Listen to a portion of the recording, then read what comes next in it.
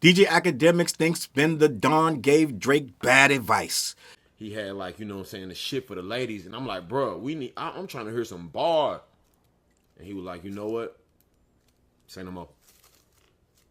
And then he said I went back and scratched so much shit. He said I'm dropping bars on there. Hey man, Iceman on the way. God damn. Hey, I'm gonna keep it a bean with you. We need straight hits on this motherfucker, man. Yo, we need like 3 to 5 songs of him getting everything off his chest to send third, but we need bars and hits, okay? If we got a bunch of rapping and no hits, this ain't gonna be good. Drake is a one-stop shop. He's all-in-one printer, okay? The shit you get at Staples. He gotta drop bars, make it a bop. It gotta be able to play in the club. You know how 0 to 100 was a shit they played in the club, but he was barring niggas up on there? Fuck being on some shit. And he was popping the shit. He popped the shit, dropped some bars, and the shit was a hit. Yes. Here's my thing. And, you know, again, I'm going to this whole thing as a fan. I'm hoping Drake also trusts his own ear. You know what we wanted for 15 years or 20 years at this point, my nigga. What we want you to do is to give us everything. Of course, you're going to have like a couple dedicated barring up songs showing niggas that you still the best, like you can do it your thing. Cool. But I'm going to tell you the truth. We need them club bangers on there. I think you and Tay Keith need to lock in again. Vinyls, what's up? I hope you gave him a hit. Yo, Boy Wonder. Yo, you better got like 5 hits on this junk.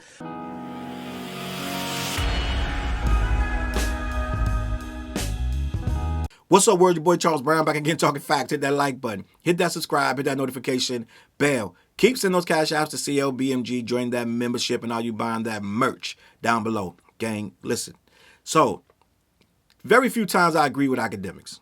Very, very, very few times. I disagree with Akademiks almost instinctively on everything he says and does, just by the mere fact of how he lives, what he says during that life, and the people that he surrounds himself with. Akademiks fundamentally is very disagreeable to me, right? Especially since the fact that he's in his mid to late 30s and does a lot of stuff with 20-year-old streamers. It's just a lot of weird shit in my opinion. But the one thing I do agree with him is this situation with BenDaDonnn and this Iceman album, and how BenDaDonnn came out earlier this week saying that Drake needed to take off all the club bangers and just try to do bars. I don't think that's going to work for an Iceman project that he's really trying to get.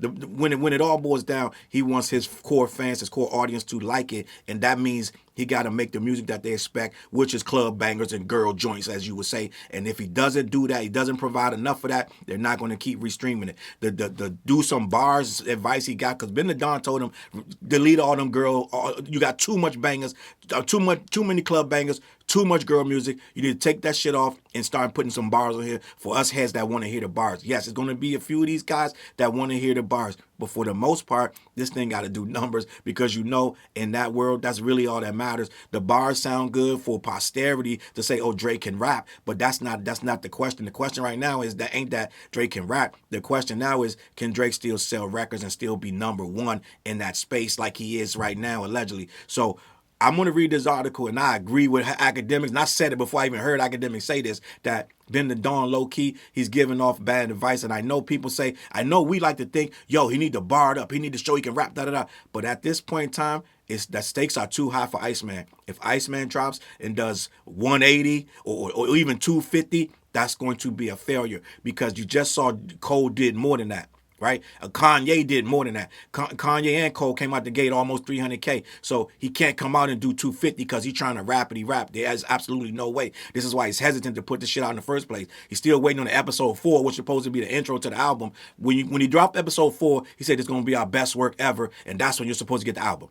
Well, he ain't dropped the episode 4 of Iceman yet, because they're still working on it. He's still asking for advice. BenDaDonnn said he heard about 6 or 7 tracks, and out of the 6 or 7 tracks, it was too many club bangers, and he told him to drop that. And in response, Drake allegedly says, say less, and he started deleting songs, and now he's working yet again on new music. This is 2 years of this album being worked on. We're hearing Iceman on the way for 2 years, and we're still getting this crazy nonsense. So The situation with this is Akademiks is like, I'm coming at this from a fan, and believe it or not, sad to say Akademiks is right, because a real Drake fan, yeah, they're gonna want you to rap, but they don't need all that to track 7, 8. They don't need all that. They really, really don't. They want club bangers. They want to vibe 6, 7 tracks in a row.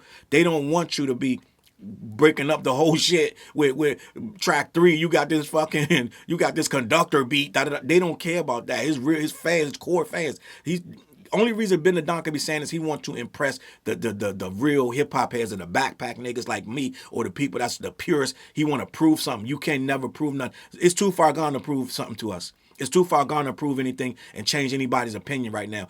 Right now, you got to stick to your core. You got to get your numbers. Iceman got to do, I'm just going to be honest, to make any real noise, it has to do 400.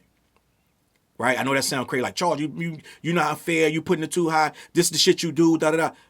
Put it like this. If it does 350, that's good too. But that's not going to be. They want to prove a point.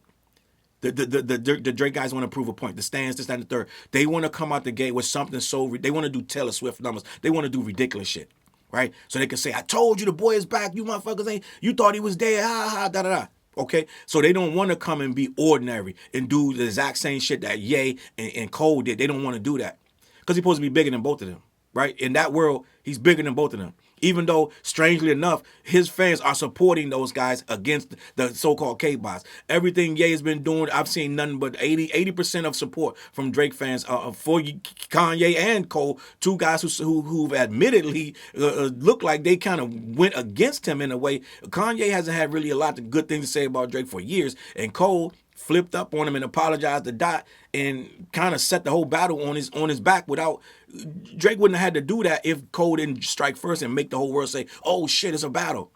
So a lot of them feel like he betrayed them, but at the end of the day, for some reason, though, both of those that fan base is supporting both of those artists extensively right now. I guess the enemy of my enemy is my friend. I don't know, but let me read this article and have this conversation. DJ Akademiks passionately argues that Drake needs hits on Iceman by Zachary Horvath. Recently, folks in Drake's circle have encouraged him to ditch the hits for more bar-heavy tracks, but Akademiks completely disagree, as do I, right? How Cole say, as do I. Earlier this week, Memphis rapper BenDaDonnn revealed that he had a conversation about Iceman with Drake.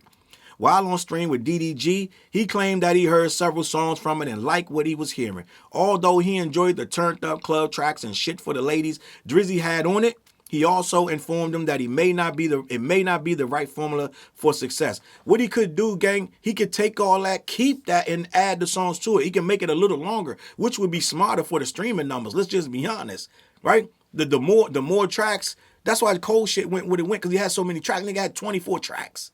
If I'm not mistaken, I could be wrong. I know this shit was an hour and 41 minutes, right? Shit mad long. So he could do the 7 club bangers and do a 7 more. Like, you know what I'm saying? It doesn't have to be this all or nothing shit. Like, he could do that and do the same shit that he been doing. So I don't know, but Homeboy was like, but what he really trying to say is this shit was trash. That's what he trying to say. He got turned up shit da for the ladies, but we need more bars. He's trying to say what I heard wasn't it. That's the polite way to say it. You don't tell a nigga to delete some shit. You just tell him to add to it if it's good. So he's telling him, nah, take this shit off. So basically he was telling him this shit ass. I'm just going to be honest. But let me continue. Ben says he told the boy, bro, we need some bars. He allegedly replied, well, you know what, say no more. According to him, the Toronto native removed a lot of songs to make room for these more bar-heavy cuts. This guy's still trying to piece this thing together. He's still trying to figure out what's going to go on it, because there's a lot riding on it. Right now, at this point, it's so much hype on it now. This thing gotta clear. It gotta clear everything by miles, because you've had 2 years. You can't say you ain't promoting it. You can't, like, I'm gonna tell you right now, if he dropped this shit just randomly on a Friday or a Tuesday or whatever, they're gonna say it was a surprise drop. Just be prepared. You're going to hear that. So no matter what the shit does, they're gonna say not bad for a surprise drop. I'm telling you right now. That's why he's not announcing no date. So when he drop it, it gives it a ready-made excuse. Oh, it was a surprise drop. What do you guys expect? So I'm just giving you the heads up what you're going to be dealing with when this thing drops, okay? DJ Akademiks another one of Drake's biggest fans, came across the very clip featuring BenDaDonnn. Overall, he couldn't disagree more with what he believes will make Iceman good. In a clip from his most recent live stream caught by Joe Budden, Akademiks firmly believes that the album desperately needs hit songs and will dominate the charts. He passionately argues that now Kendrick Lamar and his last tape, GNX, aren't really popping anymore. Axe sees this as the perfect opportunity for him to overload the Hot 100. Well, Kendrick shit's still popping on the charts, gang. I don't know if he knows that. It's still on the charts to this day. It is what it is. But I get what he's trying to say. Shit going on a couple years old now. It is what it is. Let me finish. The hip-hop pundit is fine with a few tracks that BenDaDonnn is looking for, but Ak wants several songs that are going to be played at clubs, on the radio, and at parties for the next year. At least, he says. He got to have records that's going to bump at barbecues and skating rinks. You can't have a whole bunch of lyrical miracle shit. I'm just going to be honest. Homeboy doesn't know that. He's not on his level. He don't need to know. He don't know to understand the inner workings of what Drake really has to do right now. But I mean, I get it. A lot of people said that it should be more bars to prove you can rap, and you just lost a battle. They want him to rapidly rap, but it can't dominate this album. It can't. It just can't. He believes that his 2018 project Scorpion is the blueprint for Iceman to really succeed. Ak warns Drake that if he doesn't follow this route, then the tape will fail. Now, this is the thing. Ak is getting a ready-made excuse to say why it's going to fail. That's what he's doing right now, too. So when it comes out with all this rappity rap and everybody's like, yo, this is just a classic, Ak can be like, yeah, but it would have did more if he'd done it the right way.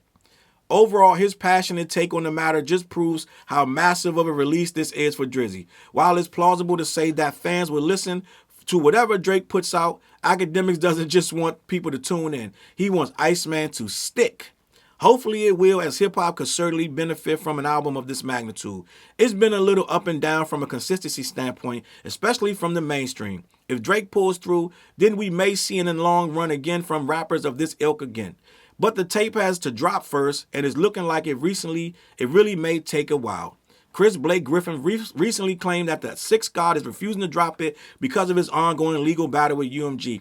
Akademiks also previously predicted it would come out in about 3 months a couple of weeks ago. All we can do is wait, unfortunately. Drake confirmed that the shit was coming out in 2026. Do with that what you will, right? Akademiks been saying it's on the way for 2 years straight. And homeboy Chris Blake Griffin, I don't know if he understands, but the only reason it's still in litigation is because Drake has an appeal. Drake to drop the appeal tomorrow and start working. Okay, so it ain't like UMG's holding the record up.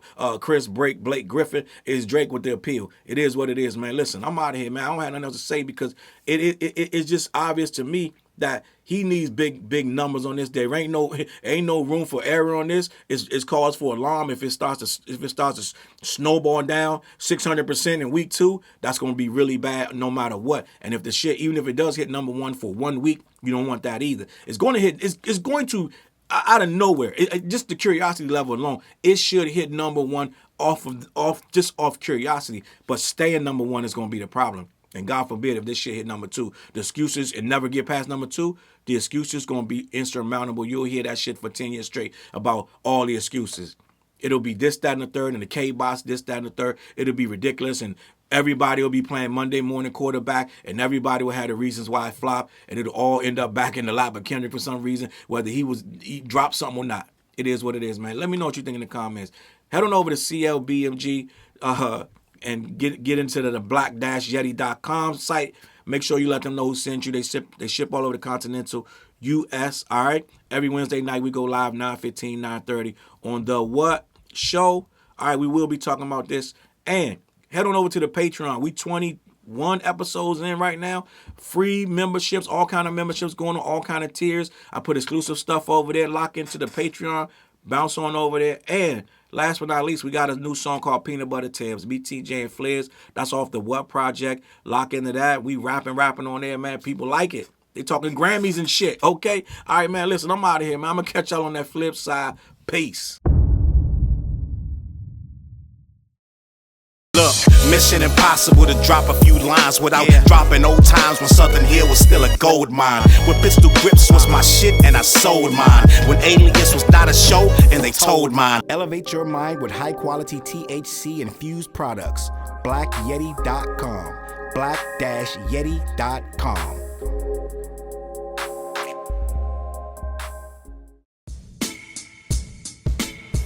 CLB. Get my coat, get my sheepskin, grab my wallet, get my pocket knife, and get that hat right there. We out. Grab my pocket knife too. Let's go. When I first came to the city, niggas didn't believe me. I just wanted to join a team and throw assist pass easily. 6 man off the bench, alley-oop pass freely. Suit up for one game and hope a scout might see me. But nah, niggas is greedy, wasn't rocking with him. Unplugged the scoreboard, put a lock on the gym. Told me to power forward, point guard at the rim. And left me with no center and a ball full of phlegm. Not knowing that I'm a dog, a Rottweiler within, with the heart of a pit bull that don't bark for pretend.